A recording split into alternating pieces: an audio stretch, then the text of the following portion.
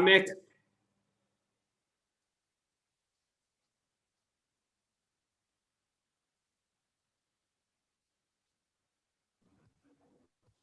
How's the bench? I just wanted to log in and see that everything's working. Yeah, everything's working. We see this beautiful picture of you. And so we'll you are connect live at, we live at the moment. We'll wait till 7:45 to start schmoozing. And then we go live at 8. Okay, perfect. I'm just finishing off another talk. Can I come back in at like just close to 8? I just wanted to log in and see that everything's working. Yeah, no problem. We see this beautiful. Sorry, hello, good evening. Hi, Professor. How are you doing, Benji? How are you? I'm doing all right. Good. Thank you so much. We're going to go live at 7:45, and then it starts at 8. Okay. And you're on the WhatsApp group with the running order and all of that, Mick? Yes. How's it, Prof? Hi, Mick. How are you doing? Good in here? No, so far so good. You know, I'm looking forward to this. Twice in a year already. I can't believe it. I'm so lucky. Good things. I bought your new book. I can't wait to read it. I just haven't had a chance yet. Oh, okay. No, good. Excellent choice. What's the title of your new book, Professor? You were telling me about it. Leading in the 21st Century. And that's what number book is this? I think it's number 21. Wow. Wow, Yeah. 2021. 21 books for 2021. Yeah, 2021. I'm just going to jump. I'm just finishing off another meeting. I'll be back for you guys with you guys in about a few minutes. See you now. Oh, fantastic. Thanks. Professor, we actually have one or two people that are busy that have connected already. And so then you can turn off your camera, and in about 10 minutes, we're going to go live and just start chatting with some of the panelists. Thanks. Okay. Thank you so much. Thank you. Bye.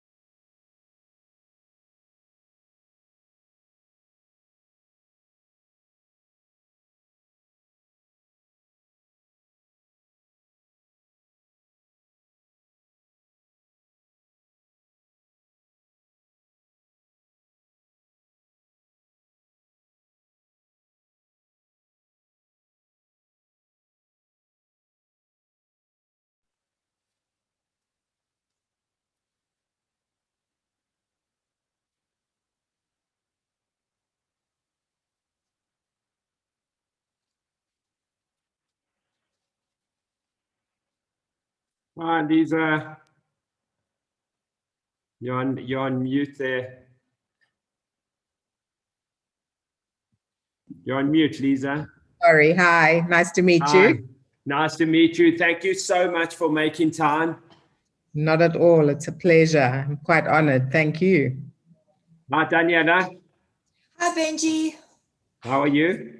Good, thank you. Looking forward to tonight. Welcome. Thank you for making time to be with us. We're going to schmooze just until 8 o'clock when we're going to kick off. Hello, Dina.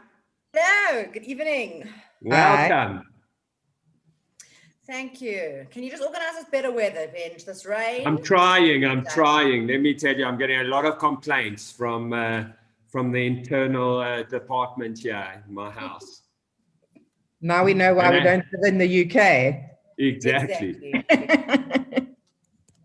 Daniela has a sister who lives in the UK, and I think she gets used to this weather, hey?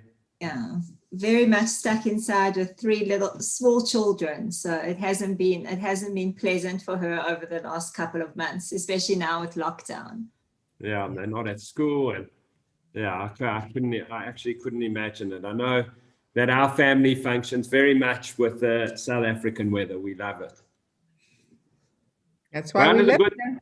Exactly. I was reading an article today that our dams are now more than 80% full, which is a good thing. Last year this time it was 63%. So that's always a good thing. At least we'll have water for another year. Yeah. No, South Africa finds a way. It just finds a way every time. Cape Town property prices will maintain.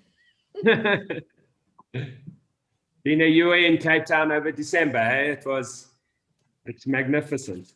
It was glorious until Cyril closed the beaches, and then not as glorious, but listen, I understand why the Cape Townians are just more relaxed.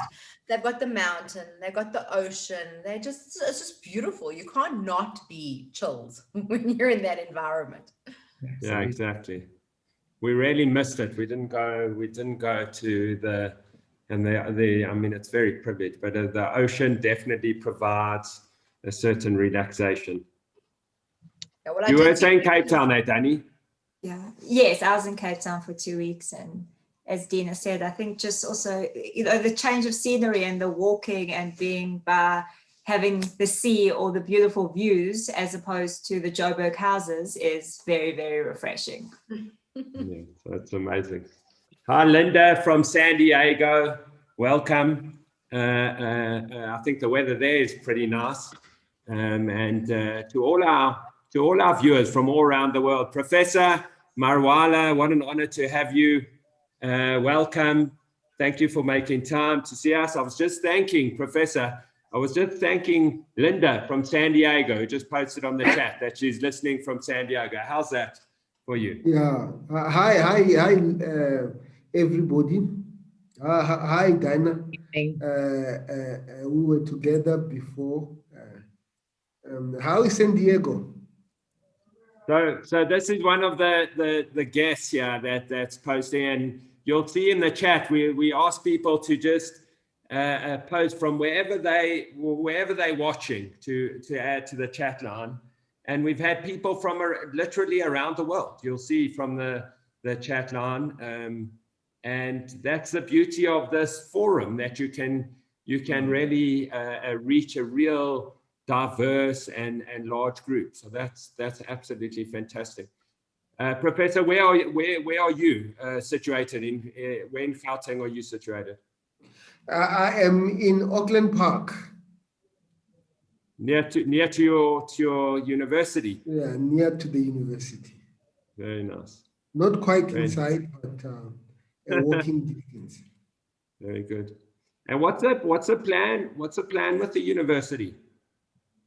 We are opening next week for all our students except the first years, because matric results are not yet out. But all our returning students are starting next week. In person, Prof?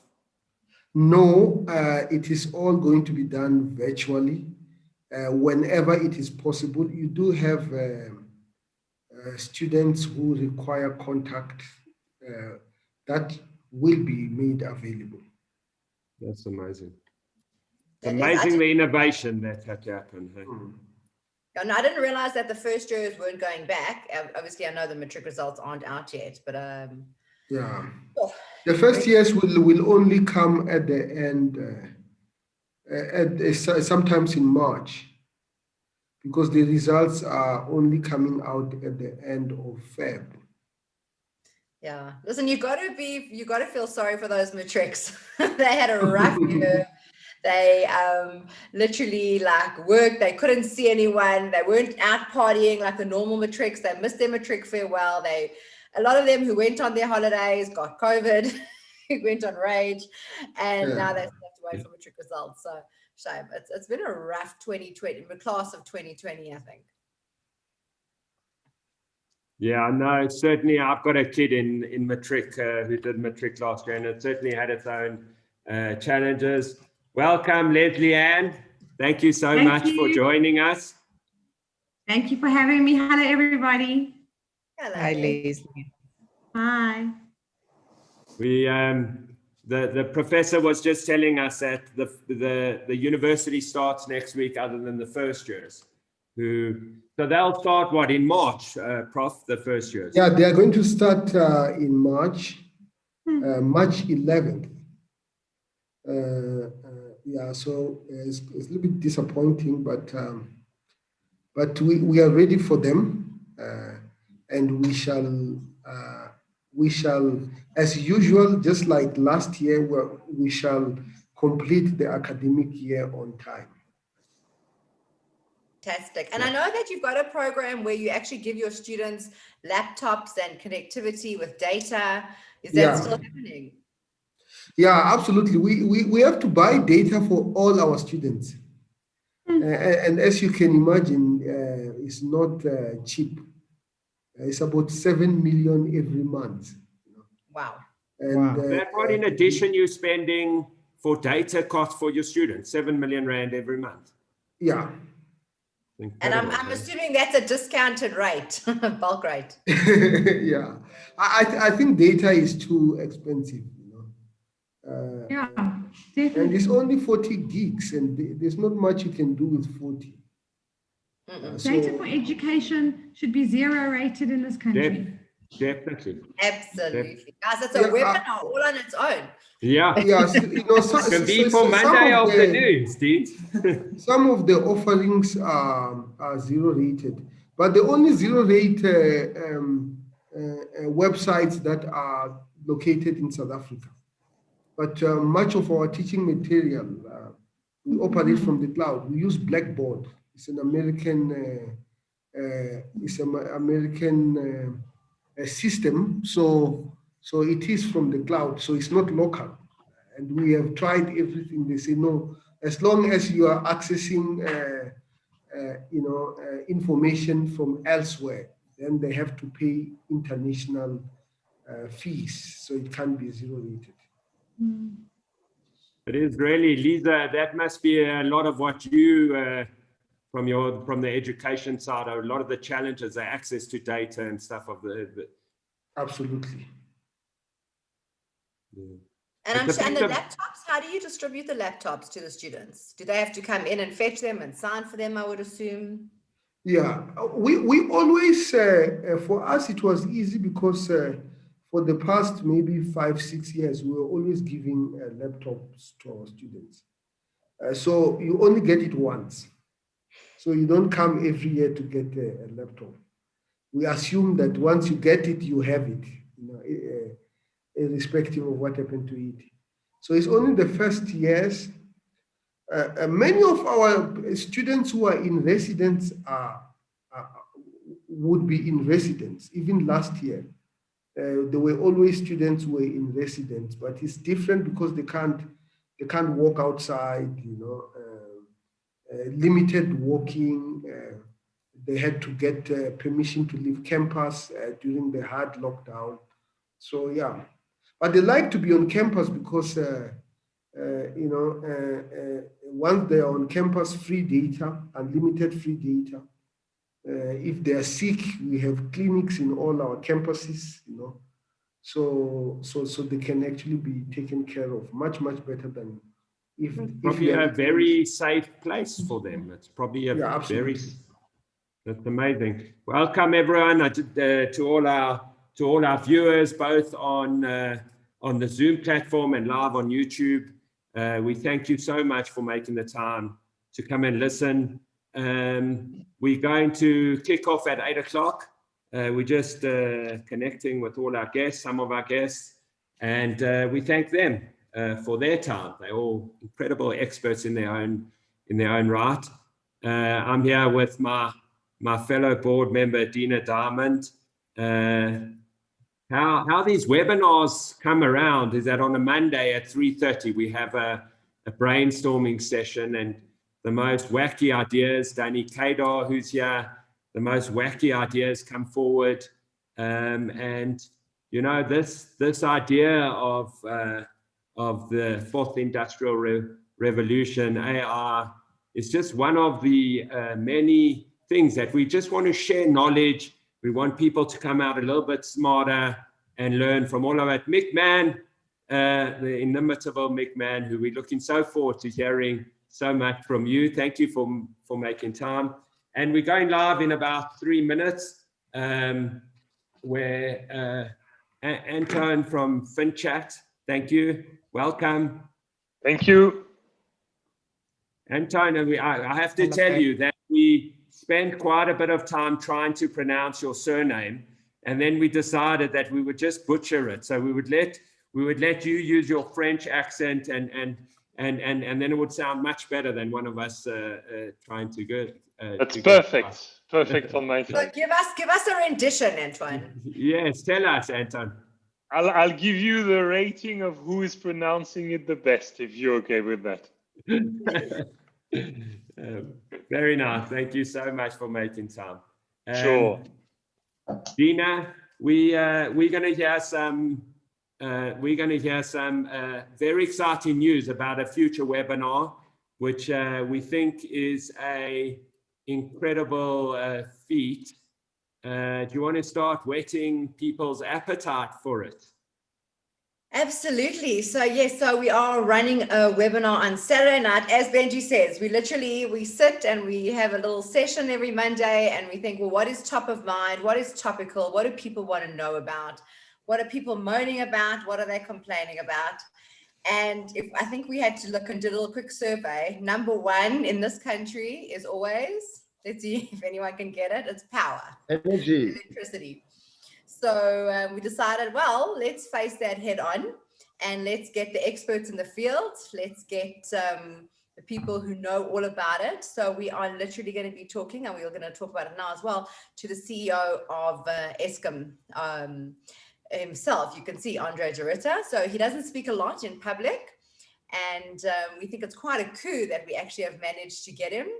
And he's going to be also speaking with Mick Davis, who himself is an expert. He was on the Eskom board. He was the CEO of Xstrata when they got involved with Glencore. So we think that it is going to be a seriously juicy webinar on Saturday evening, and we think everyone should tune in, and we're hoping they've got the power to tune in.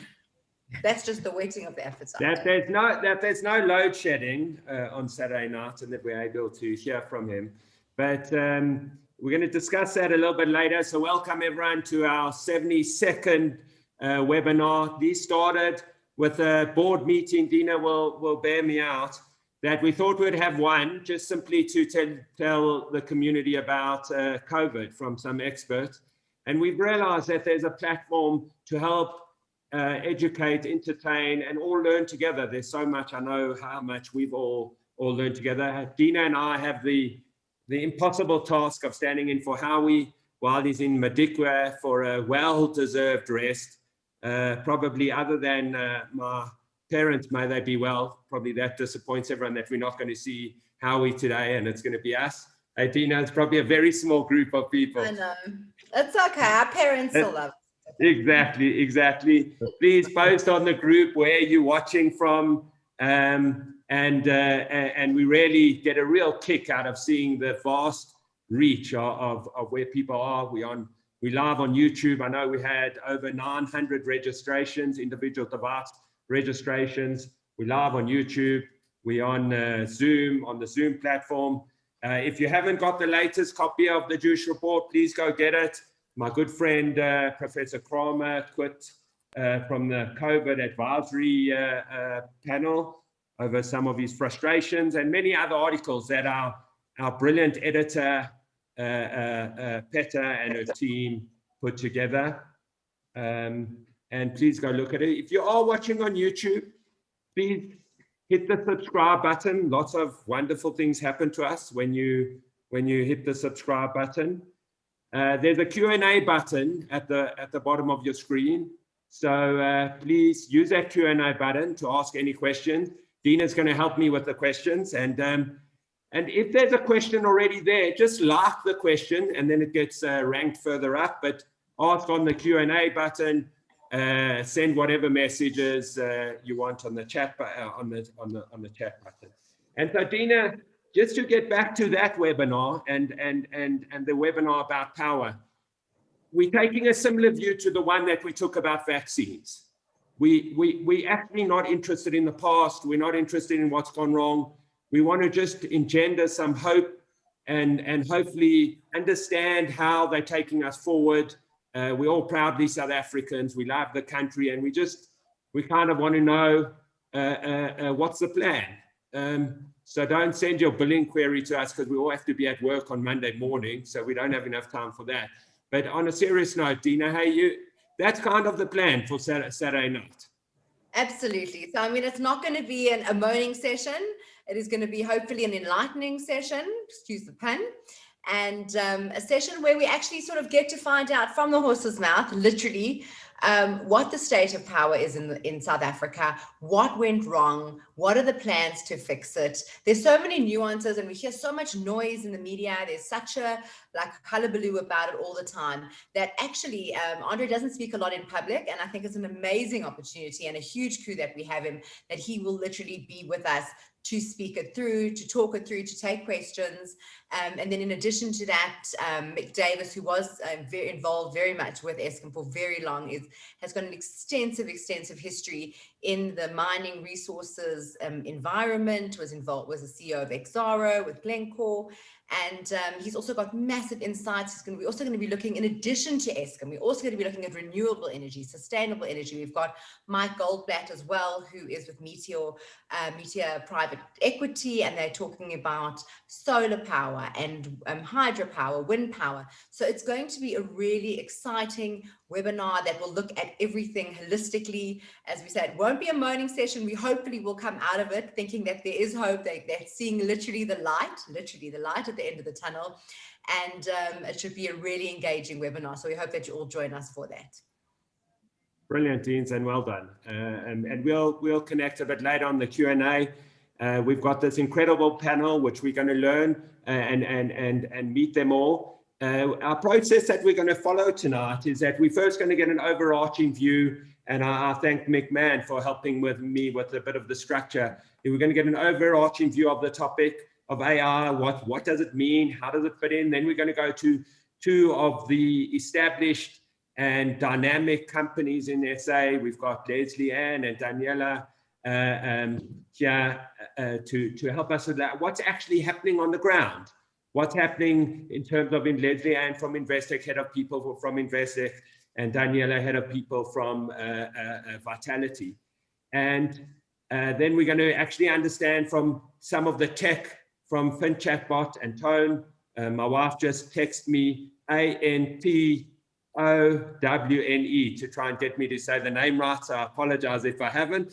And then Mick is going to actually enlighten us with some of the new careers and some of the new futuristic types of view of how the world is changing. And then we're going to actually say, okay, so we understand it's changing. How are we going to educate for it? And here we've got Lisa, and we've got, again, the professor who is, you're going to hear a bit of his CV, which we're actually going to put on the chat line because it's so comprehensive and that we won't do it any justice. So we thank you all for being here, all the panelists. Other than the professor, you can all keep your cameras on, or you can turn them off, whichever one suits you. And before we kick off with you, Professor, we want to just thank one of our sponsors, and it's so appropriate that one of the sponsors of tonight is the King David Schools and the SAPG environment, because they're such a forward-looking, amazing organization that actually is incredibly invested in how we educate our kids. And I just take this opportunity to pay tribute to all teachers who took a profession up and suddenly they became frontline workers. I know my kids are back in person teaching, and it's just quite phenomenal. And Danny, please pay that advert again. If any of the panelists want to turn off their cameras other than the professor, it's more than welcome, or you can keep your cameras on. It's entirely your choice.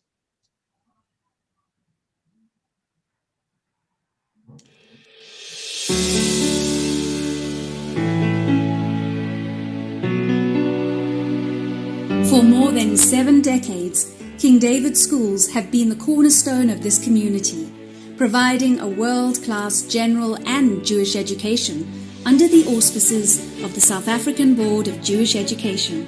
King David has 11 schools across 5 campuses, over 3,200 students and 500 educators.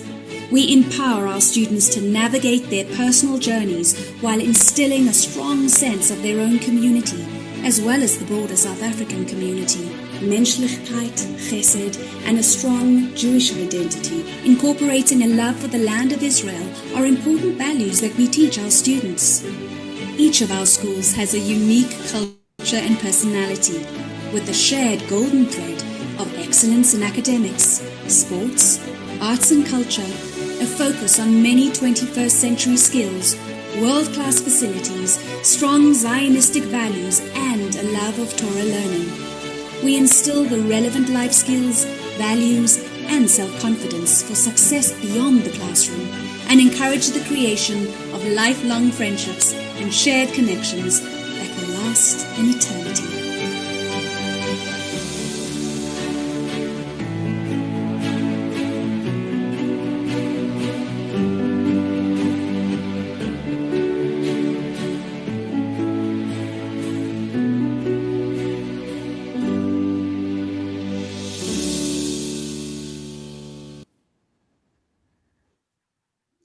Thank you, King David.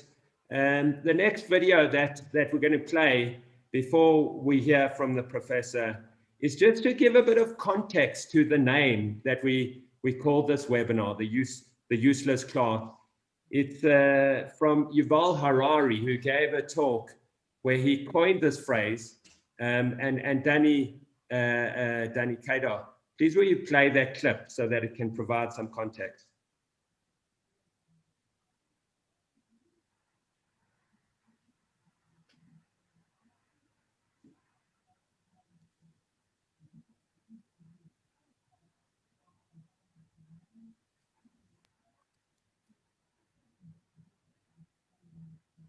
And when you look back in history, people constantly compare the threat of automation and job loss in the 21st century to what happened in the 20th century. In the 20th century, you saw automation in agriculture, so lots of unemployed farm workers moved to working in industry. And then when automation reached the industries, they moved to working as cashiers at Walmart. But in those cases, what happened was that people lost low-skilled jobs and transferred to other low-skilled jobs. Moving from being an agricultural worker to working in some car factory in Detroit, you moved from one low-skilled job to another low-skilled job. When you lost your job at the Detroit car factory and got a new job as a cashier at Walmart, again, you moved from a low-skilled job to a low-skilled job.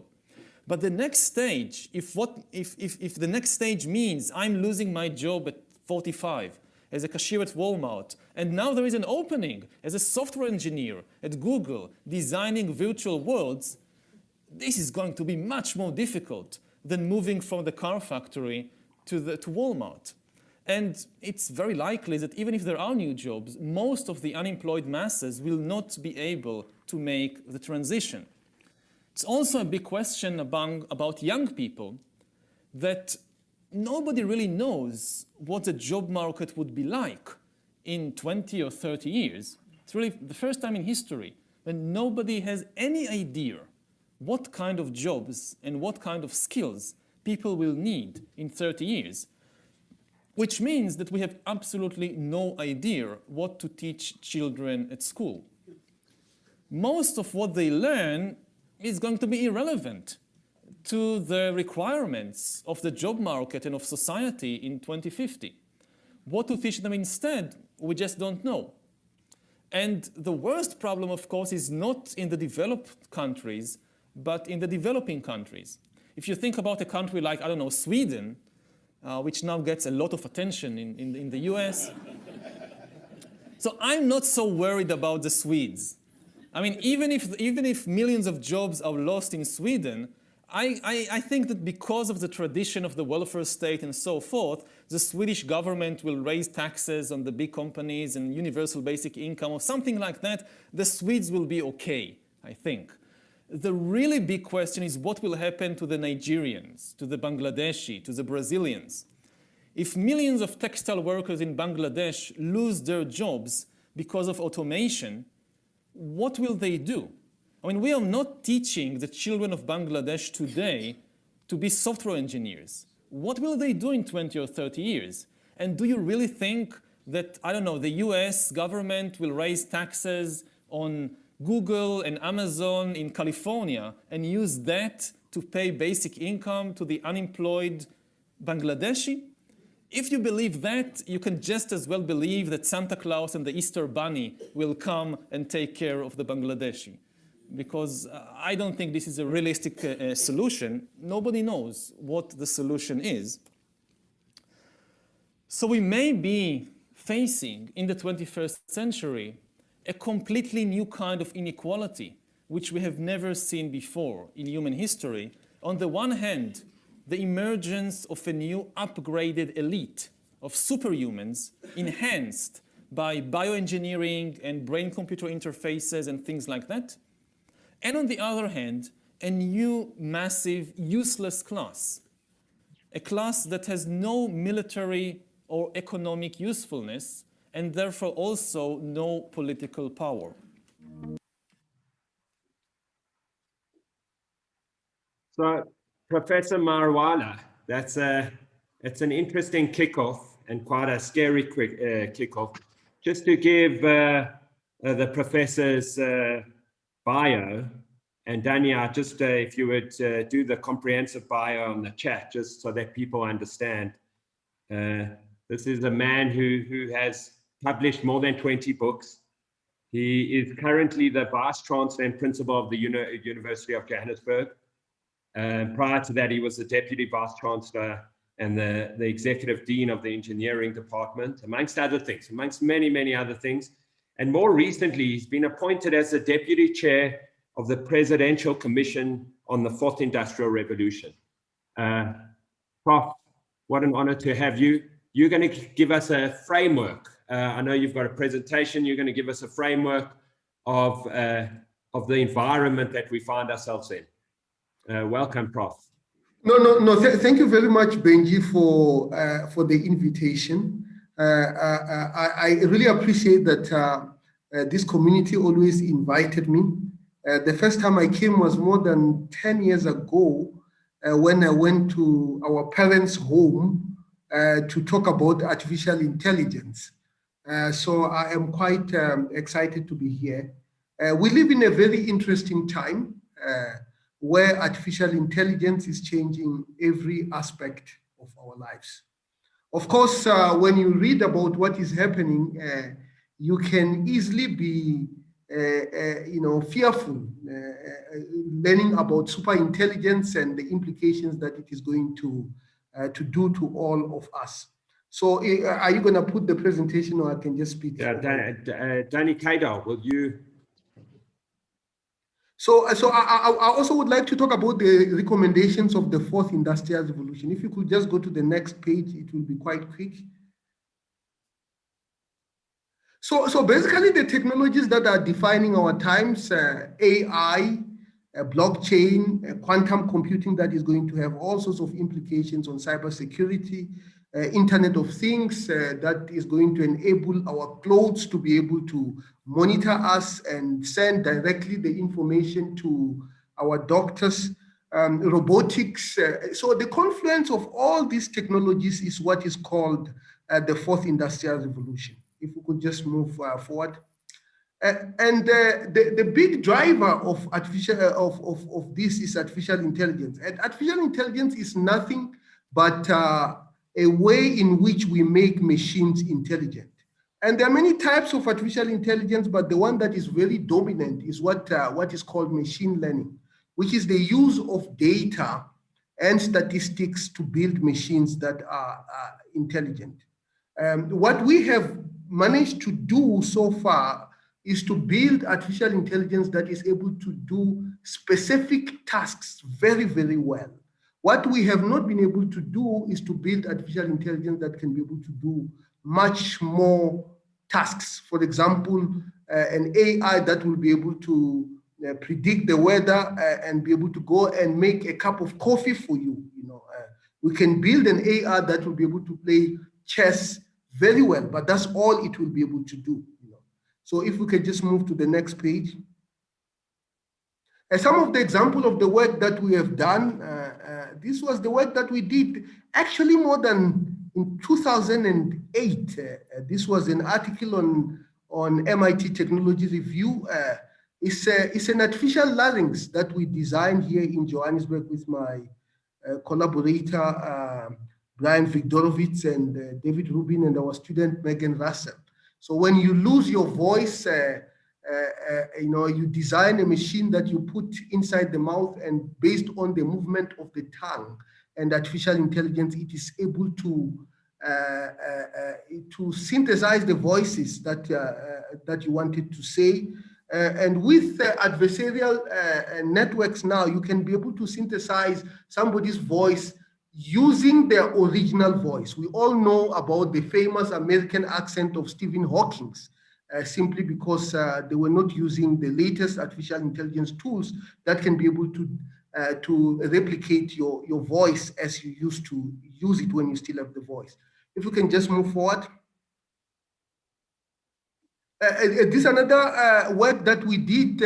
I did this with my student, Evan Hewitz.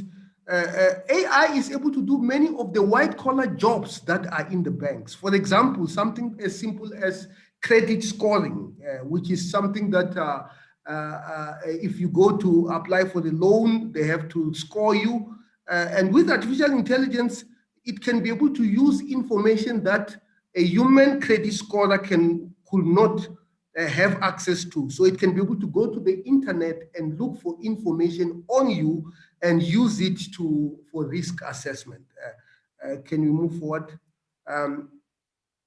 Artificial intelligence can also be able to understand, I think if you click so that picture can come out. Yeah, it can be able to understand interstate conflict. I mean, we train political scientists to be able to tell us whether two countries are going to go to war. This is another work that I did more than 10 years ago with Monica Lagazio.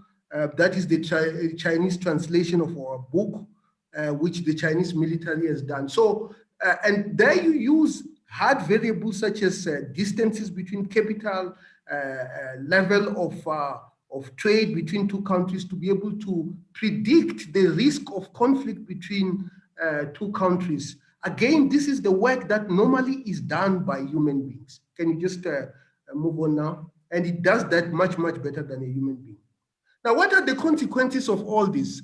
The consequences of all this is that we are actually entering the post-work era, where much of the work that used to require human beings will be done by machines, much, much better by machines. Of course, because of this, some jobs are going to disappear, many jobs are going to change, and new jobs are going to emerge. Now, how do we prepare our people so that they have a stake in this new economy? What sort of skills do we need in order to prepare our people to be relevant in this era? I think we need much more multidisciplinary skills today than ever before. I just read a book called Range that was basically comparing specialization versus generalization, generalists, you know, and it is clear that the jobs of the future are going to fuse many different things in the biological space, in the physical spaces, and also with machines. The whole political economy is going to change. If you are privileged enough to be able to own some of these robots, you can potentially produce at a much better rate and so on and so forth. But it is going to also have an effect on the aggregate demand. If you have all these people who are out of their jobs, you know, who are you producing for? Because production has to follow demand. If aggregate demand falls, what is going to happen to the whole system of economy in which we live in? Of course, the workplaces are going to change. Trade unions were fighting over exploitation, but now when human beings are being replaced by machines, irrelevance is an issue that we'll have to tackle with their psychological implications of that. The politics is going to change, you know. The techno barons probably are going to control the politics. So this class struggle between the techno barons and the political mandarins are probably going to define the age in which we are living.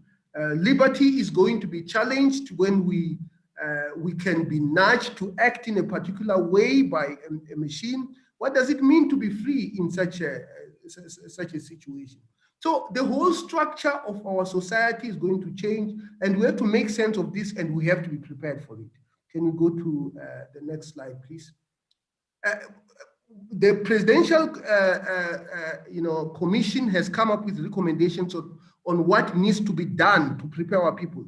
Firstly, we need to invest in human capital. Specific skills, ability to understand some of these defining technologies that are defining our times, very, very important. We need to start early. It's never too late. It's never too early to start teaching your children about coding, about the basics of artificial intelligence, because these are the skills that are actually needed. Secondly, we need to establish a national AI institute.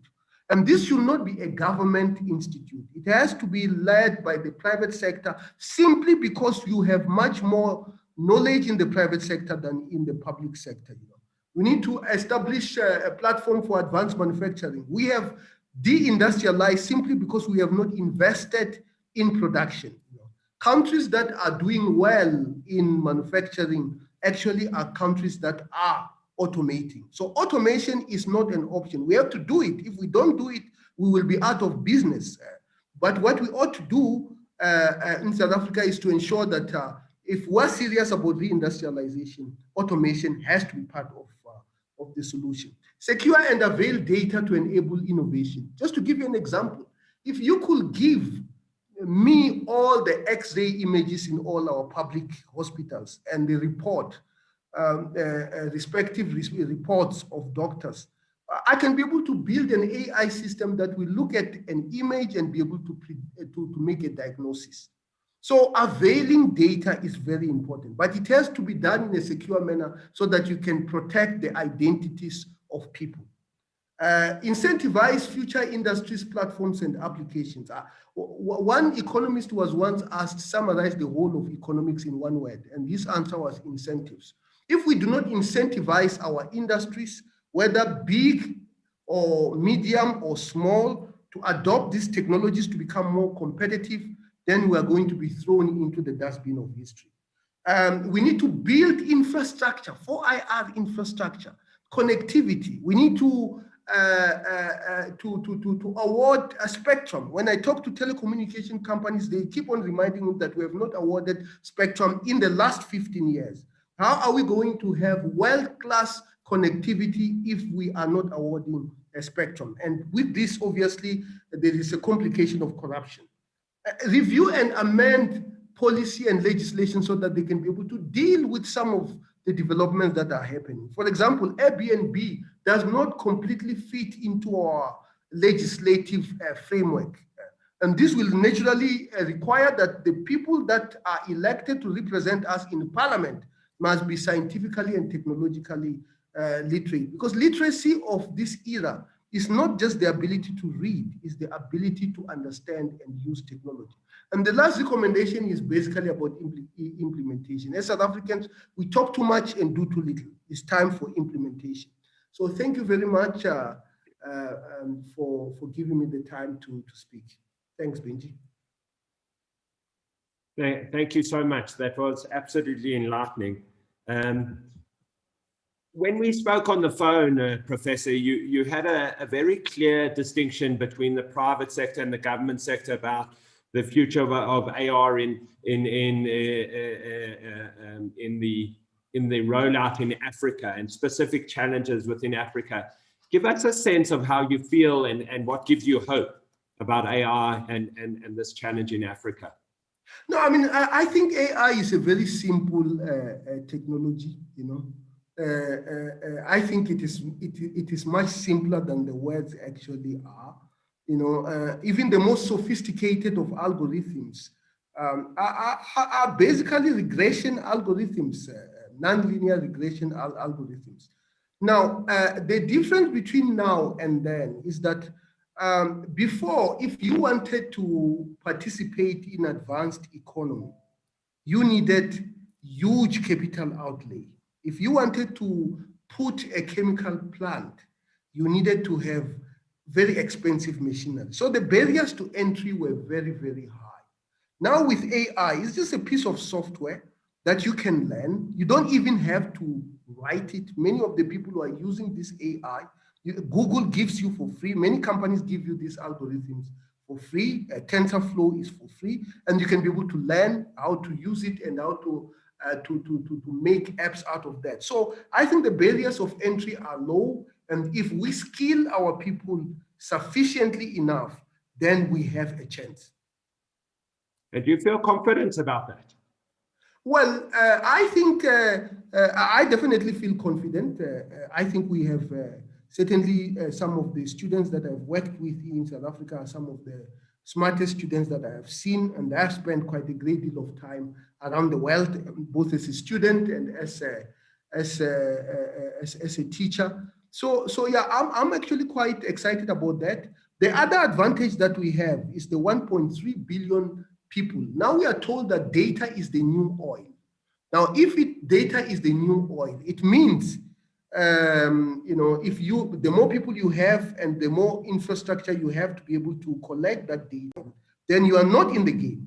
And refining the data era requires understanding of statistics, of AI. If we are able to do that, then we will be able to do that. In fact, there are many young people, for example, there is an organization called Deep Learning Indaba that was actually formed by two of my former students.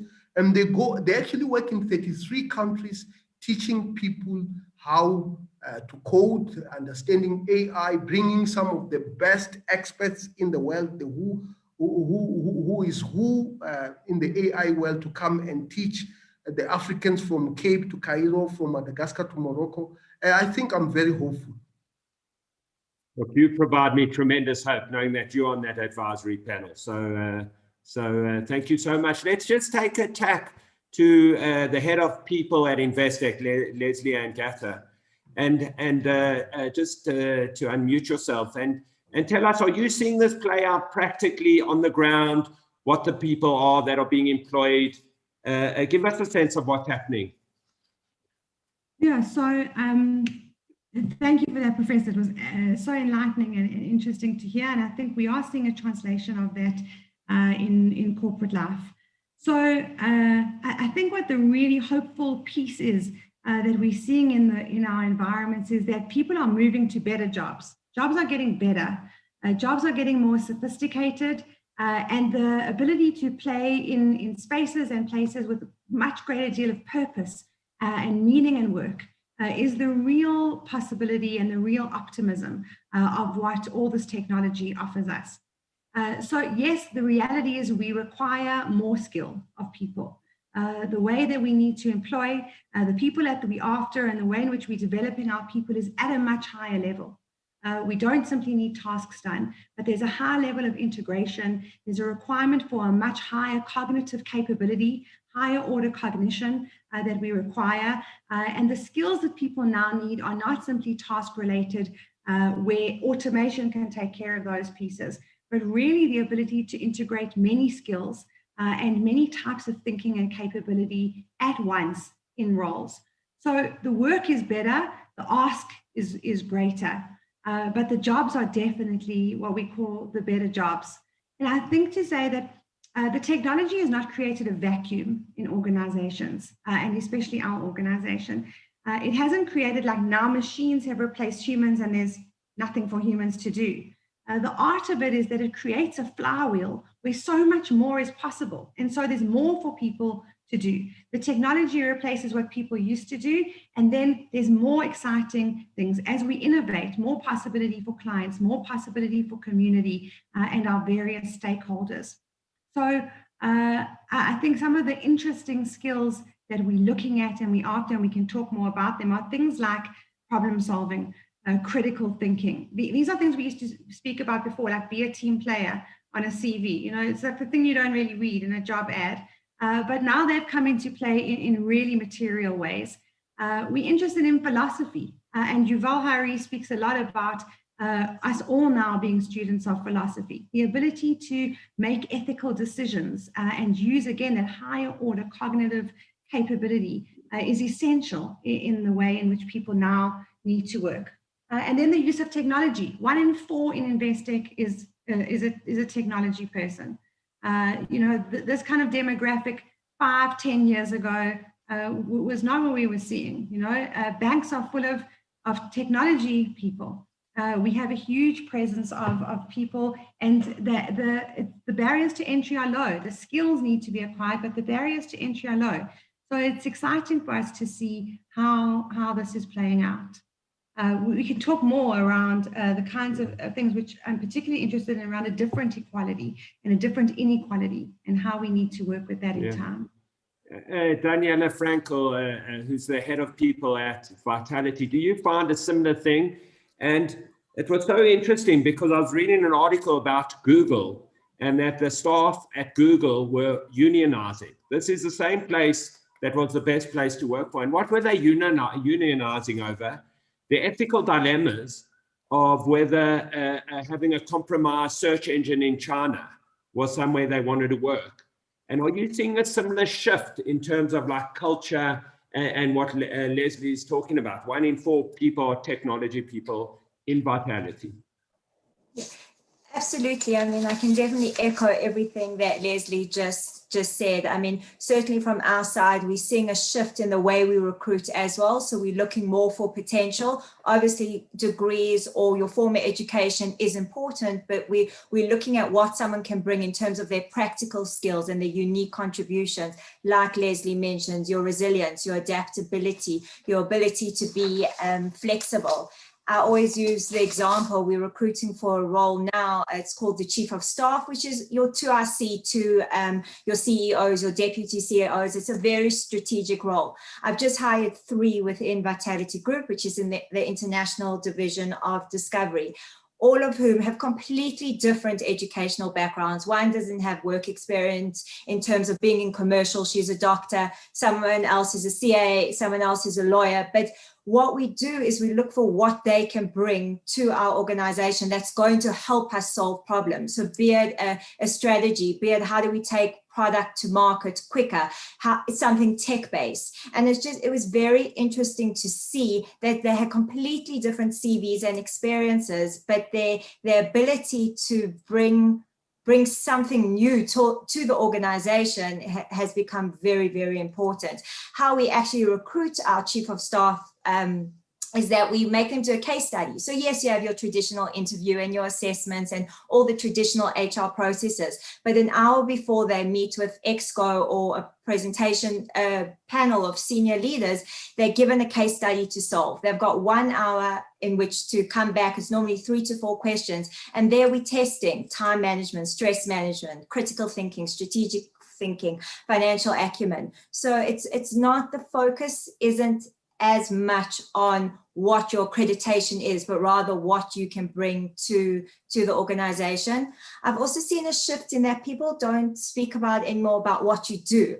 It's about what value you can add. So Les mentioned that as well. Everyone wants a sense of purpose, finding that whatever they're doing in the organization has some sort of meaning, and how they as an individual can contribute to the greater strategy of the division or the team or the organization as a whole. So the way of recruiting is definitely different. I think my recruiter, Jody, who's absolutely brilliant, I think she rolls her eyes at me every Friday in our team meeting when I say to her, Jody, we aren't asking screening questions like what degree do you have? Have you got 2 to 3 years business analyst experience? We're moving now. We've trained our line managers as well as our recruiters to look for that soft skill, the humanities, you know, being flexible, as I said, having an open mind, adaptability.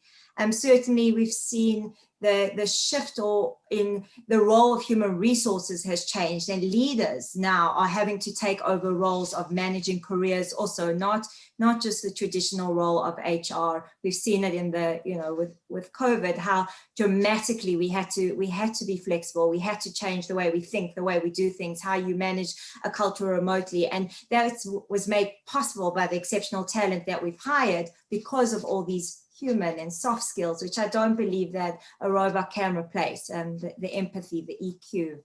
So I hope I've answered your question, but certainly from our side, we've seen that. And then just one last thing is, I think the ability to relearn, upskill, unlearn, reskill, that's become so important, is that how do you keep up to date with everything that's going on? You no longer differentiate yourself by a degree that you have. It's those skills, cybersecurity. I don't believe robots can replace project managers.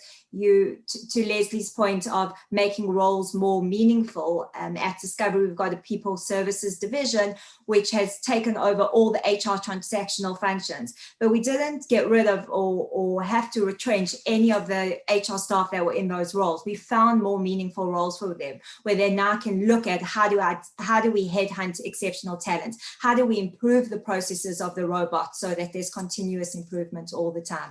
So it's that mindset of constant learning and being open to it. My last story I'll tell in the interest of time is, we've got an exceptional leader in our business. He started at Discovery probably 20 years ago in the mailroom. He was literally collecting the mail, opening it, delivering it to the 10 people that worked at Discovery 20 years ago.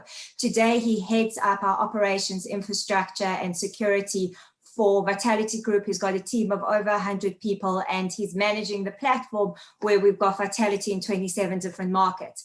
Starting off in the mailroom, his lifelong motto is self-learning, and he's taught himself everything he knows today. And for me, that's what a robot can't bring. It's the human side to things. It's absolutely fascinating. I know McMahon's got some really interesting self-learning examples.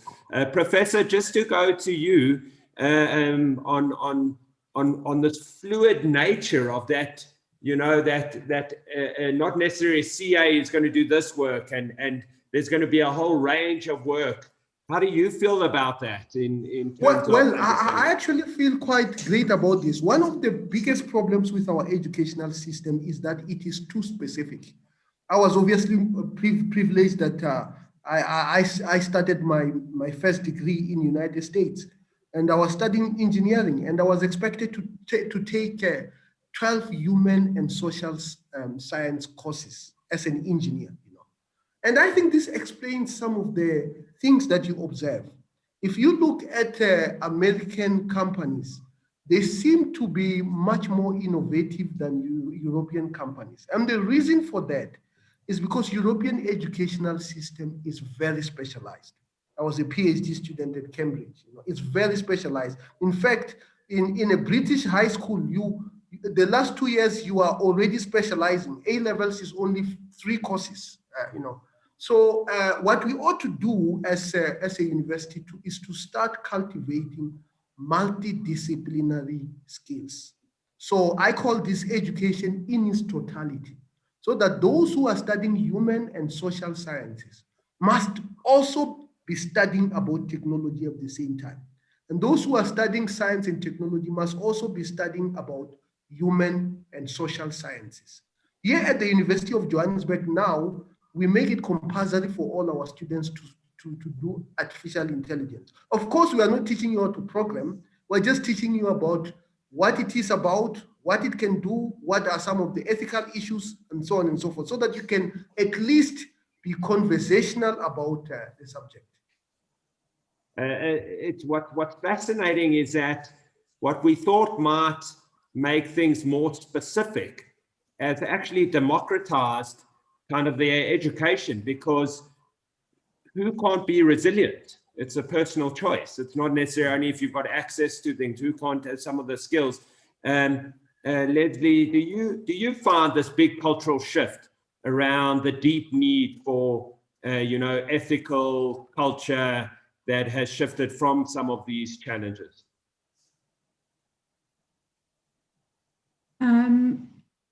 Yeah, I think it's an interesting question, and organizations spend lots of time thinking about culture, and of course lots of time thinking about ethics and morality and the treatment of people, etc.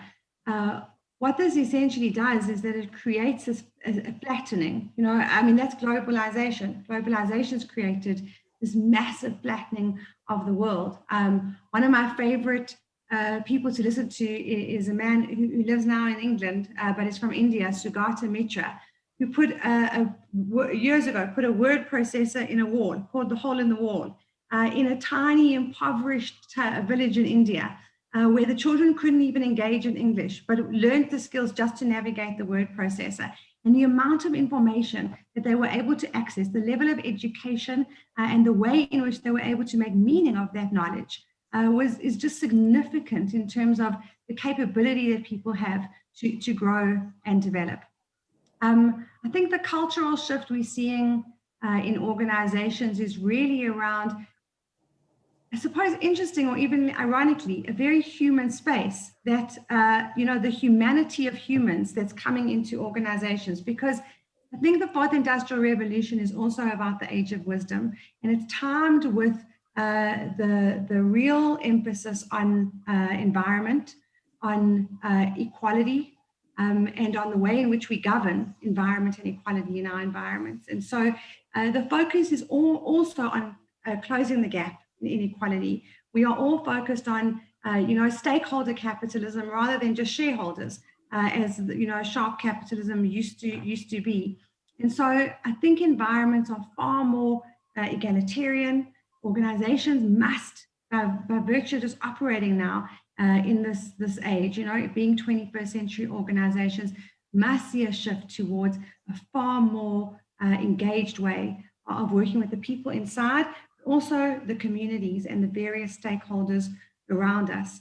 And so really, for me or for us, the technology is about access. It's about high levels of access, that as long as we can give people that access, and before the webinar started, we were talking about zero rating education sites globally. This kind of thing materially just changes the way in which people will function. So I think organizations become more human as they create this level of access, and we see more about humanity as we do it, with an emphasis on our responsibility to equality and to the environment. Mick, I saw you really nodding there, and it's something that you really agree on. Tell us some of your views. Mick Mann, for those of you that don't know, CEO of Singularity University. Mick, maybe just tell people what Singularity University is, just in case they don't know, and tell us your view on what's been said here. How's it, Benj, and how's everybody? Great to be with this amazing panel of esteemed educators and corporate leaders. So very excited to be here. And I think the world has changed even before the pandemic, the world had changed. You know, I'll tell you a story about a young boy in Kenya who, on the way to school, used to throw sticks on the way to school to try learn javelin. And when he finished school, there was no outlet for him to continue his javelin studies. And he thought that his dream of becoming a champion javelin thrower was lost, until he discovered the internet in 2009 and YouTube. And he started watching his favorite Olympic javelin heroes, and then would run out to the field and copy what he had just seen. So he completely taught himself. In 2010, he was known as the YouTube man, Julius Jaeger, and he won a gold medal at the All Africa Championships, becoming the first Kenyan to win a gold medal. In 2014, he won another gold medal at the Commonwealth Games, and when was the Rio Olympics? In 2016, he won a silver at the Olympics, and he would have competed in Japan if we could. So who would have ever thought that a guy would become a world-class javelin thrower from learning on YouTube? So I think that this world, even now with the pandemic, we've been thrusted into this virtual world, and we've been given this access which is completely democratizing skills development. As Prof was saying, is that you know, you can learn AI just by going online or going to university. It's compulsory, which is absolutely incredible, because before, in the old days, skills would be passed down from generation to generation. It was very hard to become a professional at anything unless your dad was that professional, or you had a lot of money or some form of access. You know, there's a great quote from Philip Johnson, an old famous architect, who said, you know, the first rule of architecture in the past was to be born rich. And the second rule, if you're not born rich, is to marry rich. So it was, you know, these professional industries were very closed and exclusive and hard to get into. And now what we're seeing is that everything's opening up and becoming a lot easier to learn. Any skill you want, you could go online now and start learning, from accounting to law to new types of jobs and new skills that are coming out. We're seeing this explosion of this new global economy that's coming into our world, where the actual jobs of the future are not for, well, that's actually going to be, we're going to be making more pizzas. We're not going to be taking away. So the older people will still have jobs in their sort of their roles, but the new jobs of the future are for the youth and for the youngsters who are becoming gamers and, you know, and earning millions of dollars from playing games, you know, in tournaments, because there's a huge amount of skills in gaming. I don't know if anyone knows Carl Bugger, who's a 16-year-old Fortnite champion. Has anyone on the panel heard of him? Yeah, you got the people with kids who play games. Prof, you've never heard of him, but he won in 2019 the Fortnite World Cup.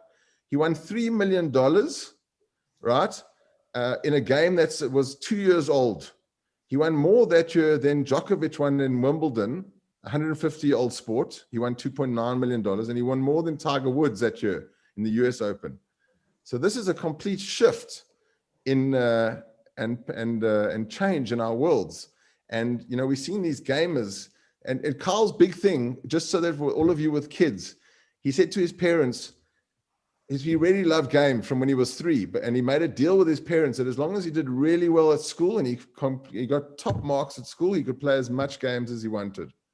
And he's just signed a deal with Gary Vaynerchuk with Vayner Gaming, multi-million-dollar deal in sponsorship deals. So you're seeing these gamers coming up, and this gaming ecosystem. I mean, the gaming market is a $160 billion market this year, which it totally eclipses music and film and any type of entertainment. And it's only on a trajectory to keep growing like that, because gamification is also coming into our lives in business. And, you know, we're seeing people that are creating businesses where you don't get your salary.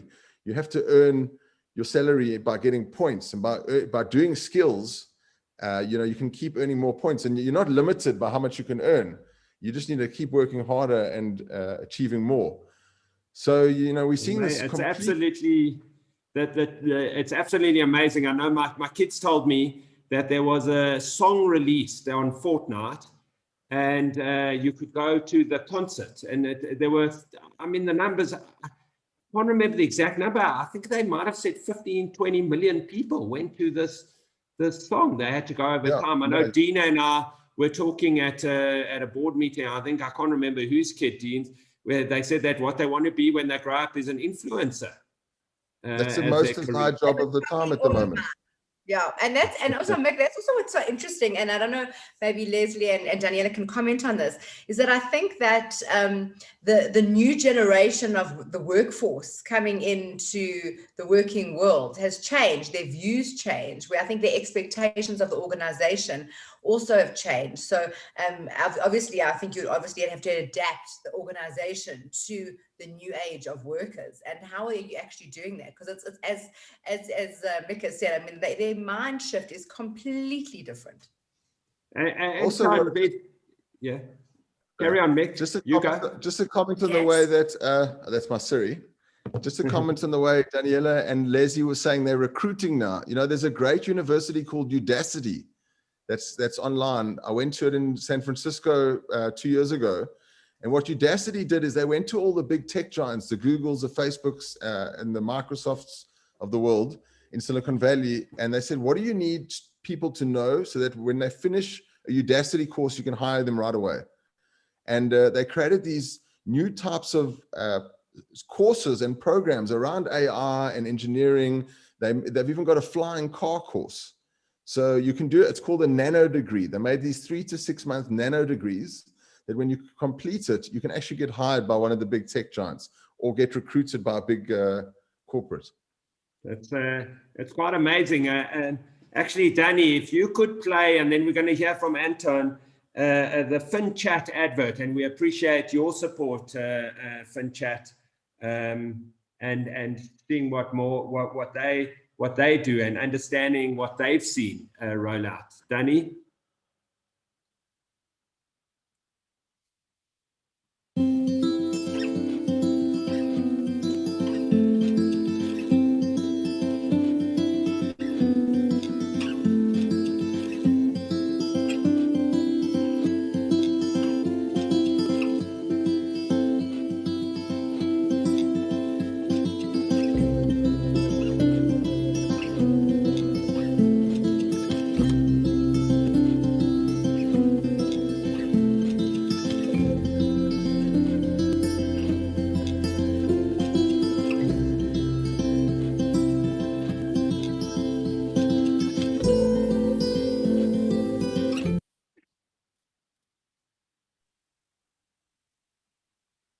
Anton, thank you so much for your support and welcome.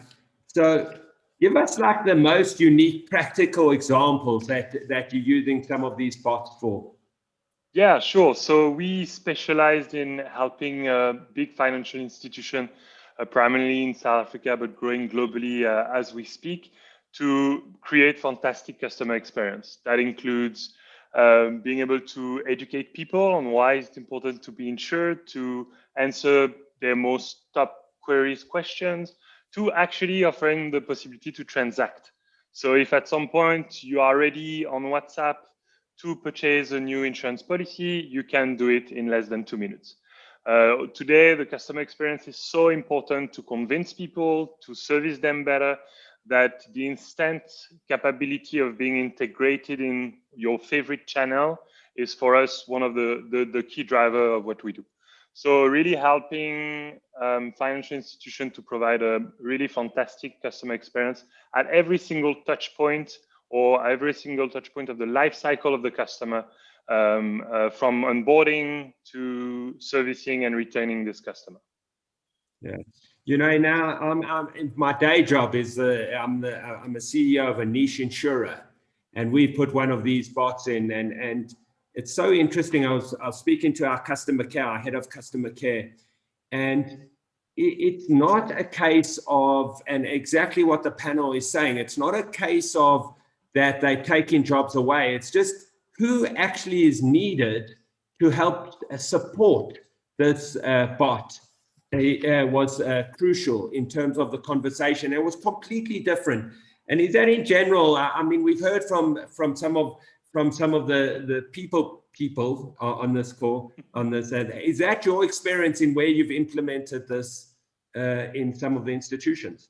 Yeah, absolutely. I think we need to step back. It's not only about technology. Technology is created by humans, managed by humans. There is a lot of much more connection that we think it is. It's not your robot is replacing one human. To give you an example, the skill sets we have internally in order to develop one of our solutions is actually not only engineers, as we would guess. It's engineers, it's copywriters, it's UX designer, it's almost a psychologist to understand what could be the experience, how the experience can be perceived, and so on and so forth. So it's really a passionate world, very much centric around what can we bring, what is the best customer experience we can bring in this world. Mick, would you ever thought that a financial services company would have to have a psychologist to assist their bot? Never, no. But you will have an AR sitting on your board soon, helping you make the decisions. Prof, yeah, what do you, no comments about your boards here. I don't think it would be appropriate. But to get to Dina's question, Les and Daniela, you know, have you seen when you recruit new people, younger people, have you seen a shift in what their desires are and what they view as fun jobs or jobs that they want? Maybe Les, you kick off. Sure. Sorry, finding the unmute button. So absolutely, I think that we like to talk about a millennial era and a millennial person and not millennials, because we think that the thinking of this time has become so pervasive that people beyond, 35 years old are thinking in these ways too. And the ways that I'm specifically mentioning are, I think the first thing we've noticed, which many people talk about, is that there isn't the longevity that an organization used to have with an individual.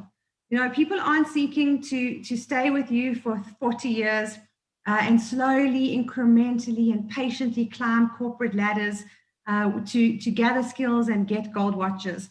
And it's probably cliched, everybody's heard this kind of thing because it's been around for a while, but we really do see an impatience across who we hire, that people want to come in and they're less interested, especially young people, are less interested in a career journey and much more interested in a learning journey. They're much more interested in acquiring skills, gaining and gleaning as much as they can from the organization, put it in their pot, as some of the ingredients, and then they're going to cook. They're going to make their own journey. They're going to, build their own career, whether it's a step into entrepreneurialism, something that they're going to join another organization with.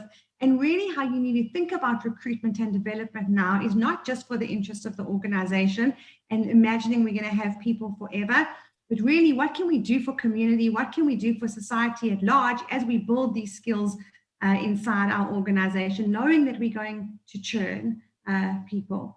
So that is the first thing. The second thing, which is really significant, and I spoke about it before, but the organization has the ability to give people jobs with more meaning because of the technology, but people insist on meaning. People are coming in to insist on wanting to understand how they contribute to this world, and not just that they can do a job that gets them a salary or a bonus, or some provident fund, but really they're after meaningful contribution, that they have and build some kind of story around themselves, that their own personal narrative is far more interesting. And all of those narratives, of course, are posted to social media, and that they build this whole, life around themselves. People sometimes say to me, how did you know how long someone's been working in the organization for? Of course, I can go to the alpha list. But go into LinkedIn and all your employees are there and they are building all these narratives and stories and skills about themselves. And you can witness how they're doing that inside and outside your organization. So an impatience and a wanting to really get skills, a learning journey rather than a career path in something that's very linear, but rather something that's much more circular and much more complex and interesting. And then a high degree of meaning.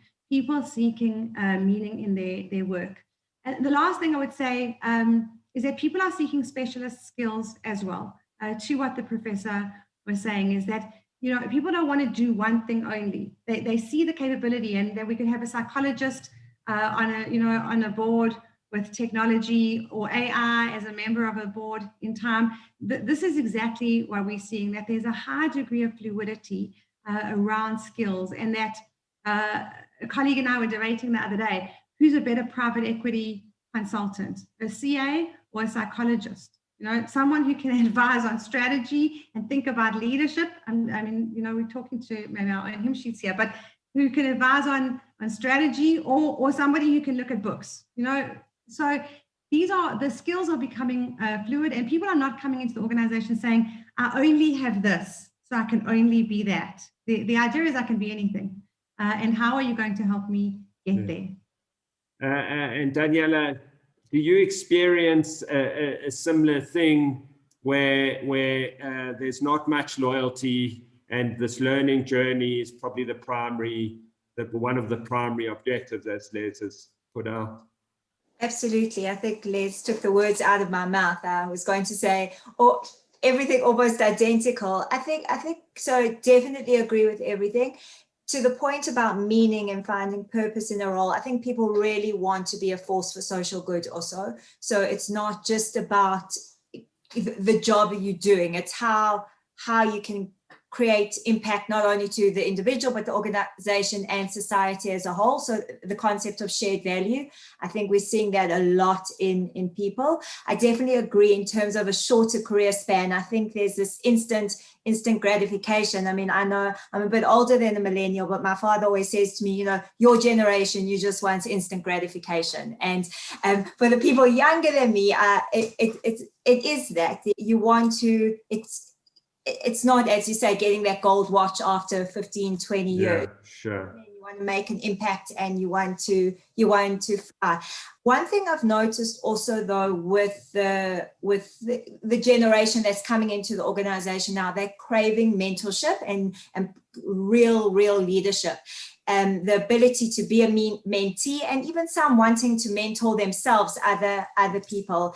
And I've certainly seen it during the pandemic, where we've had to, you know, manage a culture remotely. The teams that are doing exceptionally well are those that are run by exceptional leaders. I mean, we've just so many in the organization, and especially for the younger staff who are just trying to find that sense of purpose by having role models.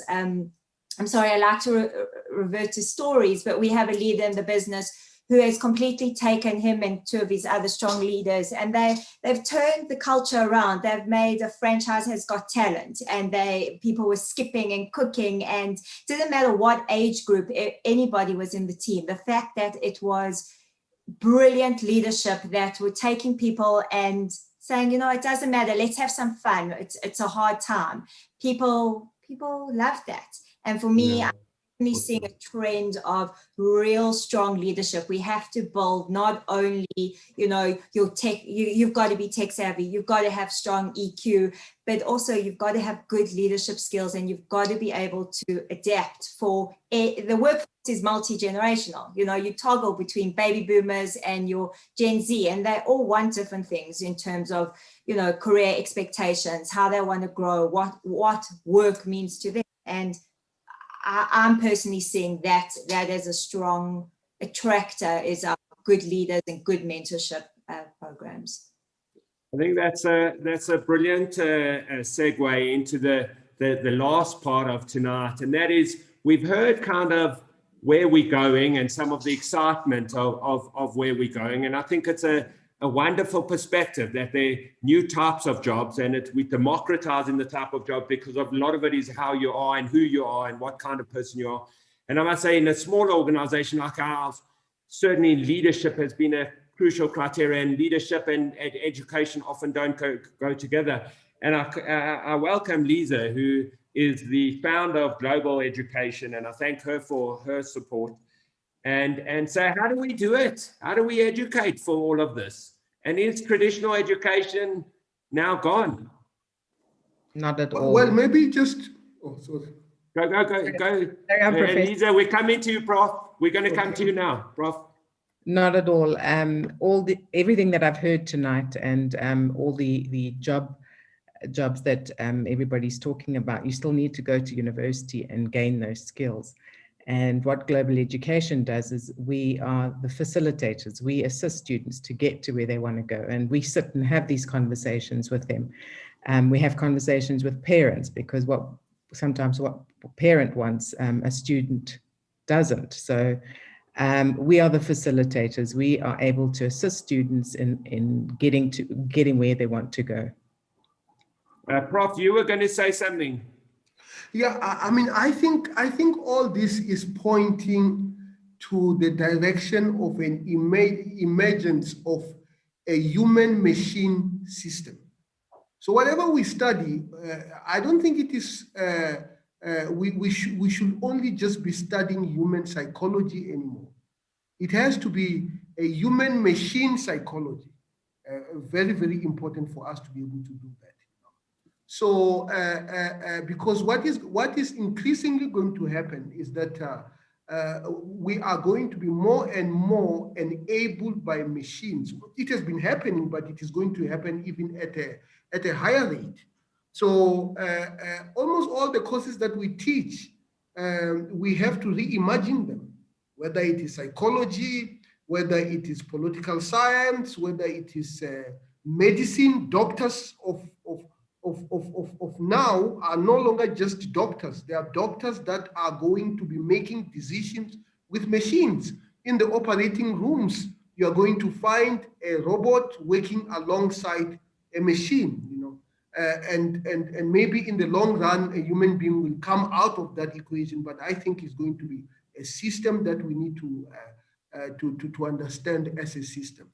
And secondly, I think the role of the university is going to change, because yes, you know, a university must give us generalized multidisciplinary skills, but people must, it should also give specific skills. If you're interested in artificial intelligence, you don't have to go and do a 4-year degree in artificial intelligence. You should be able to go and take a 6-month micro degree that will allow you to go and practice what you do. You know? So you're going to see more and more customized degrees, more and more micro degrees as people change careers and realize that they are now interested in something else. Mick, I'd love to hear your view on this. Totally agree with the Prof. You know, I think that we need to learn all these new skills. And like, if you think about the last 20 years, we got the phone. What new technologies? We got the phone and the computer, which are big changes in our lives. In the next 10 years, we're going to have 5 or 10 of those types of things. You know, it's going to come from AR or 3D printing or blockchain or biotechnology, networks and sensors. How all these different technologies are converging and increasing with pace. So we're going to see this explosion of new types of business models, things like FinChatbot, you know, the new economies being created. And it's really about just getting the skills and then hitting the rubber, hitting the road and getting to it. So it's very exciting. And we're living in a great time to be alive. Yeah, and I can see with my kids the kind of options that they see. Lisa, what do you say to that universities are going to have to change in the way we learn? How do you feel about that? They have already changed, but like somebody said earlier on in the program, you're never too old to learn, and you're always learning. My oldest student that I placed into a university, I mean, he was made redundant, and he had an exceptional mind. He's 77 years old, and he came to me and said, I need to go. I've been liaising with a supervisor at university, and I'd like to go to Australia. Would you help me? And I sat down with him, and we went through the program, and he was accepted. We got his visa, and he went. And he did not believe that at 77 he could still go and study. So we're going to learn. We're learning every single day of our lives, and I'm here to facilitate that. I love that. I know I know one of the commitments that I see from the staff that remain relevant are those that are committed to learning, irrelevant of their age. Danny, maybe we can learn more about what global education do. You can play the advert, and thank you for your support, Lisa.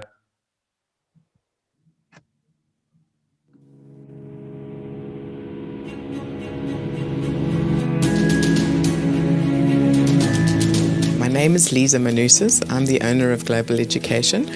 We're an education placement agency that places students into universities and colleges overseas. Life is so competitive today, and if you have the opportunity to be able to go overseas, first of all, you'll receive a cultural experience. You are being taught by cutting-edge research lecturers. You come back to your home country bringing something that a local student wouldn't have. Students are able to go and do a work internship while they're studying. They do 2 years at university, then they go into a full job placement where they are paid, and then they go back to complete their 3rd year. When they go for interviews, when an employer asks them, do you have any work experience? They can come back and say, actually I do, I did a whole year while I was studying my degree. The international experience is fantastic. It's something that local students would never experience. They come back, they talk about those experiences. What is a pathway program? It actually allows students who haven't met the entry requirement to go to the university of their choice, where they go into a classroom environment on the university campus, and they are having one-on-one from the lecturers. The lecturers will know them by name. They will then transfer either into 1st year, or they can actually go into 2nd year to Russell Group universities. If their ultimate goal is to go to Cambridge, they can actually go there. They go and do a foundation for a year, which leads into Cambridge or Oxford or MIT if that's what they require.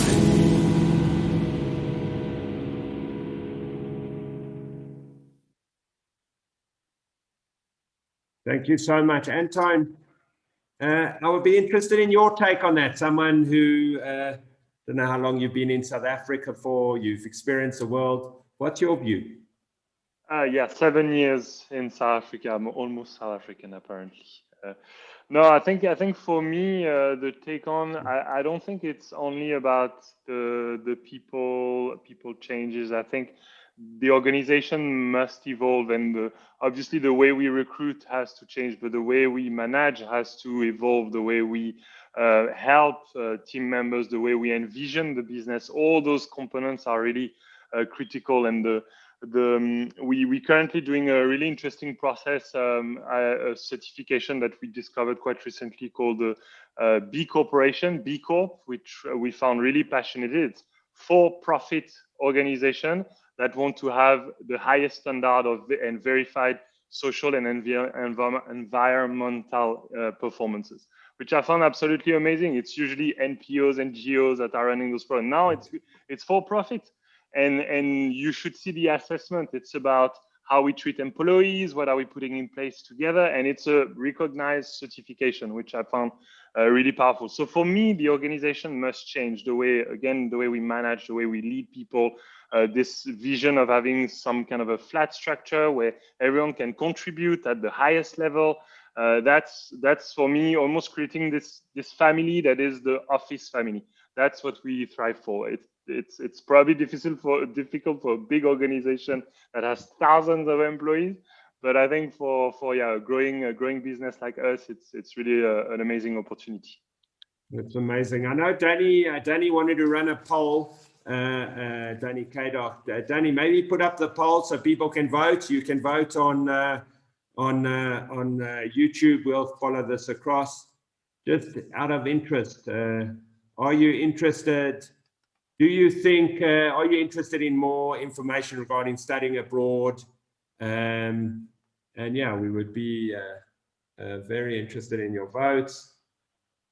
You can see the text amazing. We can see immediately whether there is an interest to study abroad. I think. Yeah, Ben, I just want to add, is that I think that there's actually such an interesting aspect, because I think that because the world has become such a global place, that there is a, I don't know, and I don't know, Lisa, if you've seen this, that there's just a growing demand of people who want to go study overseas, who want to become, because they're all part of this big digital world, like with social media, with, okay, Facebook, I know is now officially apparently an old people's mechanism, but with Instagram and with Snapchat and obviously TikTok, that a lot of the kids now grow up actually believing they're more part of a bigger global society. So has there been an uptick of sort of people coming into the workforce, or people wanting to even study, that feel that they need to be more global citizens? Absolutely. We you won't believe this, but we had a record intake last year. We sent 407 students to study abroad. All of them. Actually sending them? Are you sending them, or they're going virtually? That we're sending them overseas. Wow. And you won't believe, that was COVID, last year. 407 students went abroad, and they were wanting to go get an international experience and bring that skill back to South Africa. I mean, what better, you employing somebody that has had an international experience. We haven't stopped. We are inundated with students wanting to go overseas. And what's really troubling me, and you're all talking about AI and doing everything virtually, most of these students had to do a year and a half online, and now they're going to have to do a second year online. And we are having students coming to us now and saying, sorry, but I want to actually get to a country that is going to allow me to get onto the campus, because I want to be on campus. And that's why I'm a little bit of, this is a controversial story at the moment for me, because we are replacing students who can't go to Australia, can't go to New Zealand, who can't go to the US, who are now changing and saying, well, let's go to the UK, let's find another destination, because we want the interaction on the university campus to learn other cultures. Professor, I've spoken to two people as well. One was in the US and one was in the UK that were studying, and they've actually now extended their degrees, because their whole point of being there was to immerse themselves in the culture, to get that experience and have the classes, etc. And because they haven't had that, they've literally decided they've done the online, and they're like, we're doing honors on honors. So it's been very interesting. I've got a student who's about to finish his third year this year, and he can't go back to Australia, and he's deciding to give up the whole degree because he wants to go to a campus. And he's willing to start again. So it blows my mind, and he's not alone. We are, not only are we placing students who finished matric last year, we are now waiting, we're now placing students that are already on campuses. They're already studying. Phenomenal. Professor, there's a question, and I ask people to please post it on the Q&A, but that do you see, I think some of it was answered, but do you see the role of AI helping address some of the inequalities, or do you see it exacerbating the inequalities? So maybe you answer two questions. That's one. And the second one is, does South Africa, you mentioned how universities have to change, and does South Africa have the resources, the expertise, all of those type of things to make the changes that are required? The first one, it is pretty clear that the more automation, especially intelligent automation enabled by AI, is going to exacerbate inequality. That obviously is going to depend on what governments do. We have had, I think it was Elon Musk who was saying that maybe countries must start thinking about a universal basic income. Now, we know that when you automate, one of the consequences of that is that the tax collection will actually go down. Now, how are you going to have universal basic income, even for rich countries, if your tax is going to go down because you have automated? People used to pay personal tax. Taxes are no longer doing that. Bill Gates says, no, we have to start taxing robots. I mean, that's what he says. But, you know, what is a robot or not is actually quite a difficult thing to discern, you know. Microsoft Word has robotic features. It is able to spell check for you, save things for you automatically, you know. So how are you going to do that, you know? Or you can just increase tax burdens on people. So I think it would be very interesting to see what happens to China and the United States, because China probably can be able to control their economy better than the United States. I think they can be able to allocate resources better than market forces in a situation where the whole labor market is actually disentangling. You know, we'll see what happens there. Now, when it comes to, do we have resources and expertise? Yes and no. You know, I think we all can agree that we have wasted opportunities in South Africa. We have built a Tendistan. You know, we used to have a Bantustan. Now we have a Tendistan, where government is always going on tenders, even to buy things that they could be able to do on their own. And we know what happens there. You know, if you want to build a kilometer of a road, the amount of money that you need, that you're going to use, will be the money that you could have built 4 kilometers of road. So I think there needs to be a serious reform, political reform. There needs to be a serious economic reform.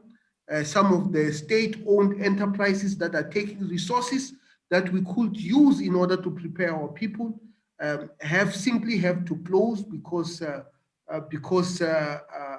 they're even struggling to just pay people. How about investing into research and so on and so forth? Dina, maybe take us through some of the questions that are coming through from the audience. Can I just add to that before? Yeah, sure, Mick. Go ahead. Just on that universal basic income, Ray Kurzweil, who's one of the founders of Singularity University and one of the greatest predictors of the future of our time and inventors, said that by 2029, we'll reach human level AI intelligence. So the computer becomes as smart as a human. And in the early 2030s, we're going to start seeing UBIs coming into the world, because, in the richer nations to start, and then it should permeate throughout the whole world, because we're going to need this UBI to support. When it's direct from robot to consumer, and the robots are making the money, there is going to have to be this UBI that we create. So I just wanted to add to that. Well, that's interesting. I think also because there's such disparity in the world in terms of living standards and levels of education, that it might take us a bit longer, I think, to get there. But it's certainly an interesting theory. Maybe, I mean, Elon Musk is South African, but I don't know if he's that close to how our reality actually is at the moment. But very interesting. It's interesting because we had planned to play 3 videos that were of Elon Musk and Peter Thiel and their view on education, but there's actually no point in playing them, because it's very in line with what everyone thinks, in that education is democratized and that we can really learn whatever we put our minds to, which maybe makes begs the question: if you were running a school now, Mick, a primary school or a high school, what do you think? Just I'm interested in the panel's view. What would the key things that you would teach at school level, never mind university level? Well, I'm not really an expert at this, so I can't really answer. But one of our faculty at Singularity South Africa is Taddy Blatcher, and Taddy is an incredible educator.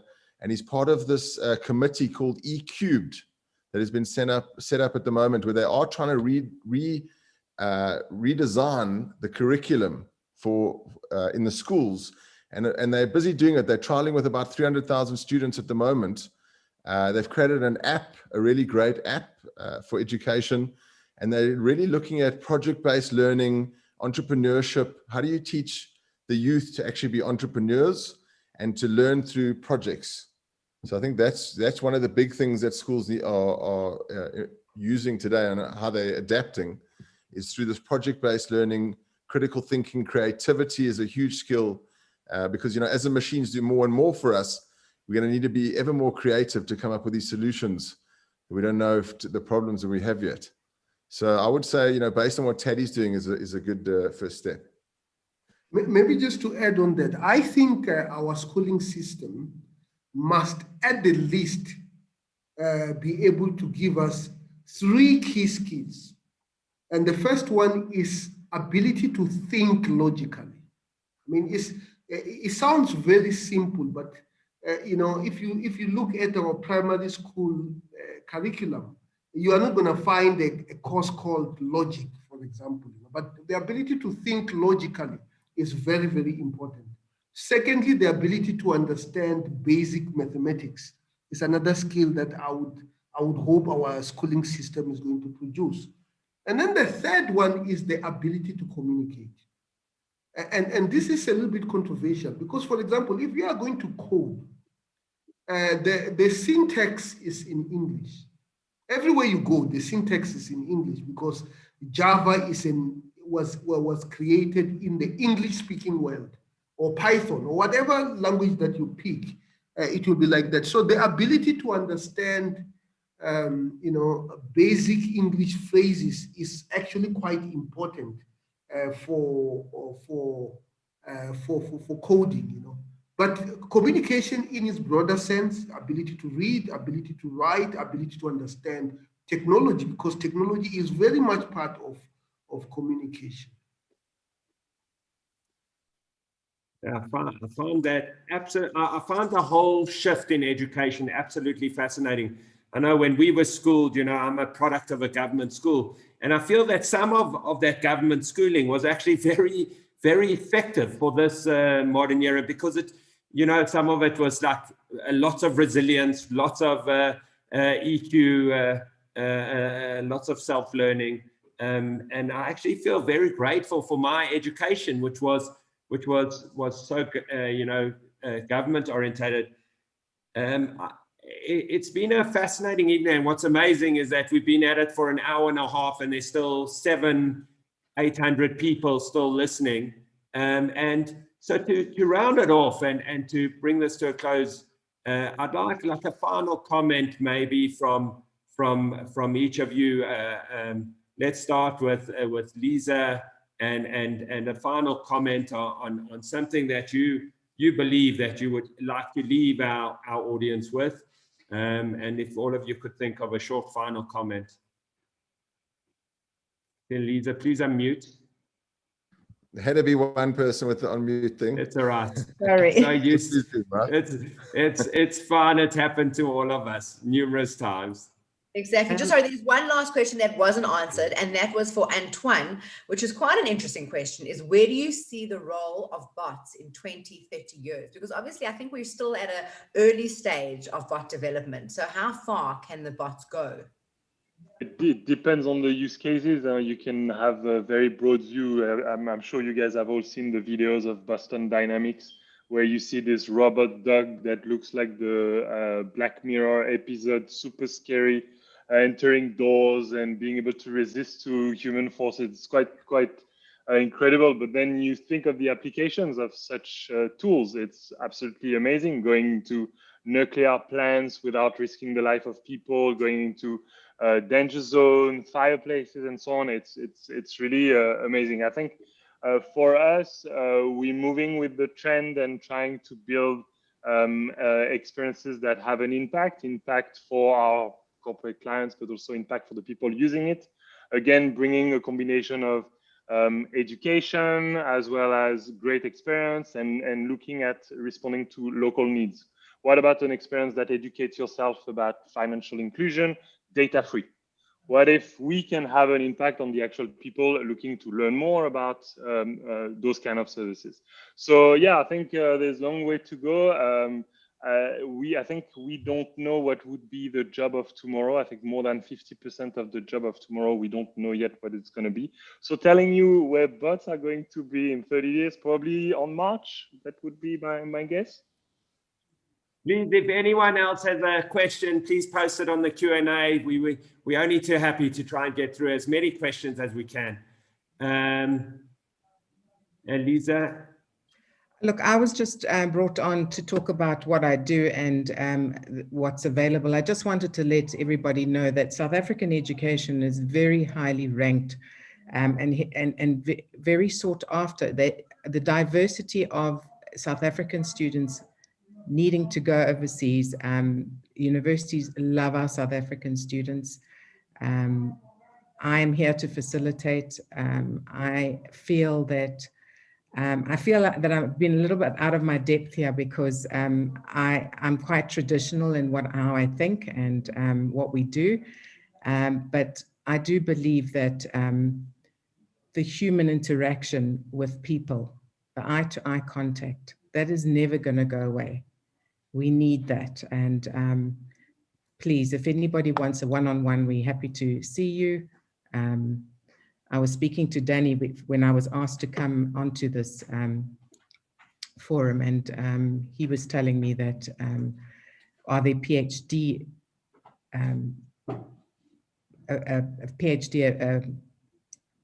courses available? And I wanted to tell everybody that the availability of students who have a proposal and want to present it, and they find a supervisor, they can actually go to any university if they are accepted, and they are given free rein on whatever they want.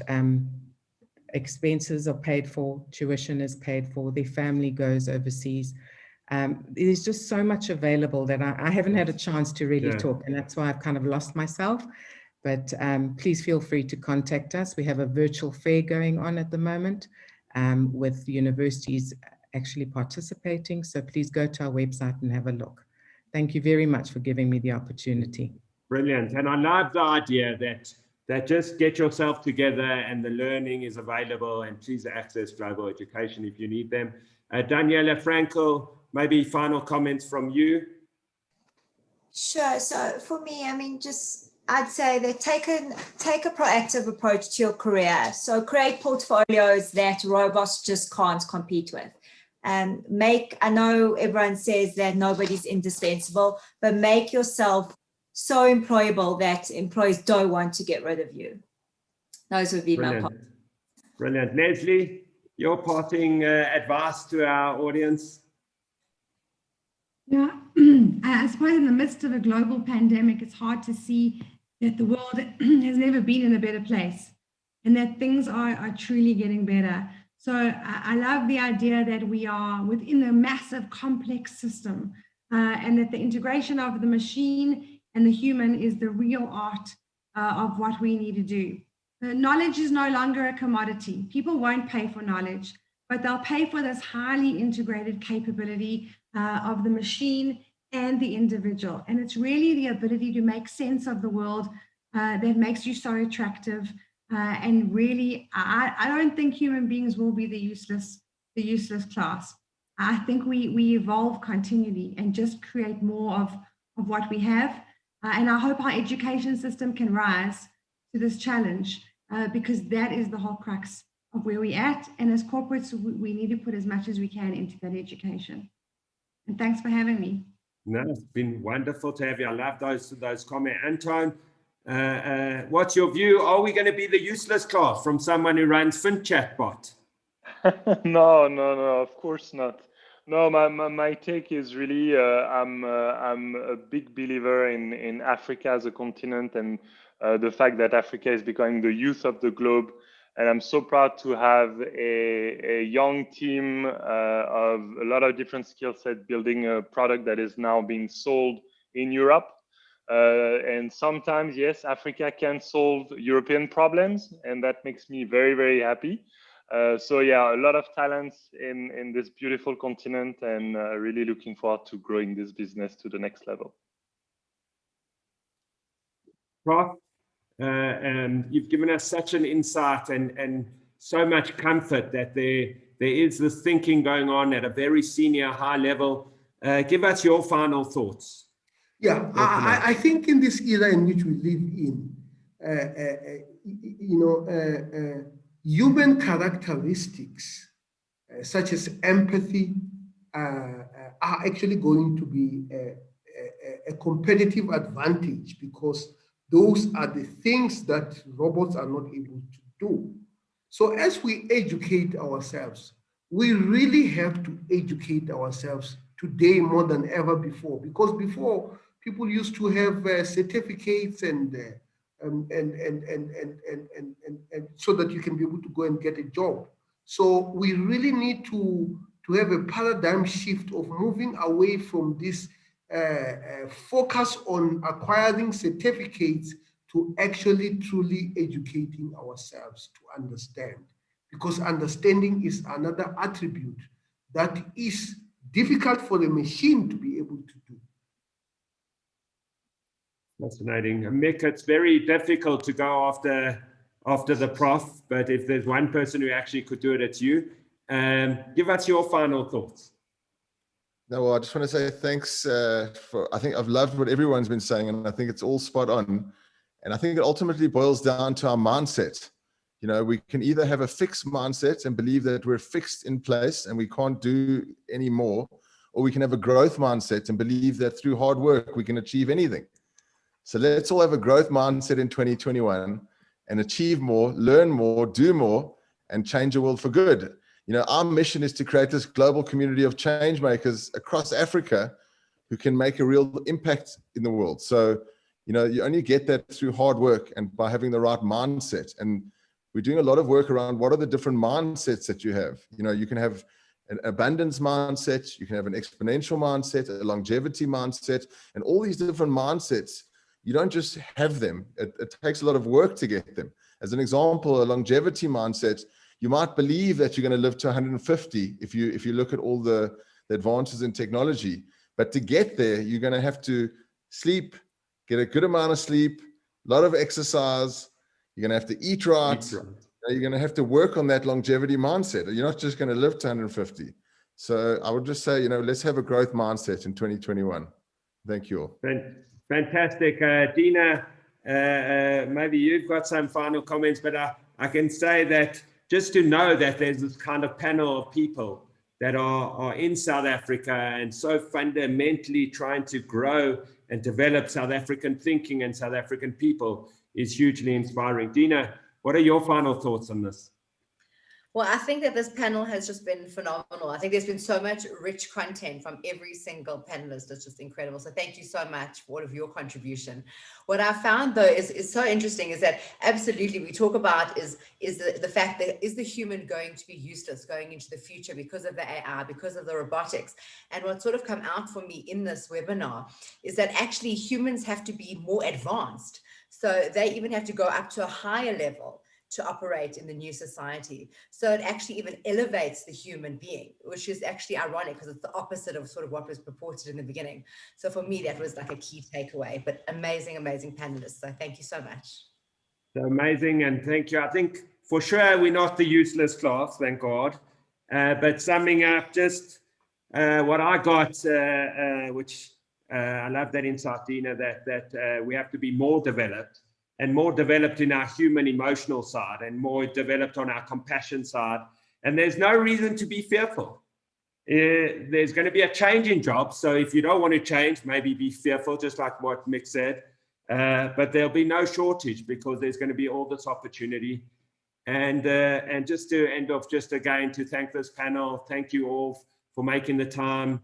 It's really been phenomenal. And please leave your comments on the side in the chat group. I'll share it with the panel. And just thank you so much. And just may you all be blessed with good health. Stay safe, stay healthy, and may we connect again and take this forward. I think each one of the topics could be explored as a webinar on their own. And we look forward to seeing you all on Saturday night to whether we're going to power up or power down, but we're going to find a solution because we're going to have a growth mindset. So So thank you all so much. Please, we're going to leave it open for a little bit. Please post your comments and just have a wonderful evening. And thank you all. Good night. Thank you.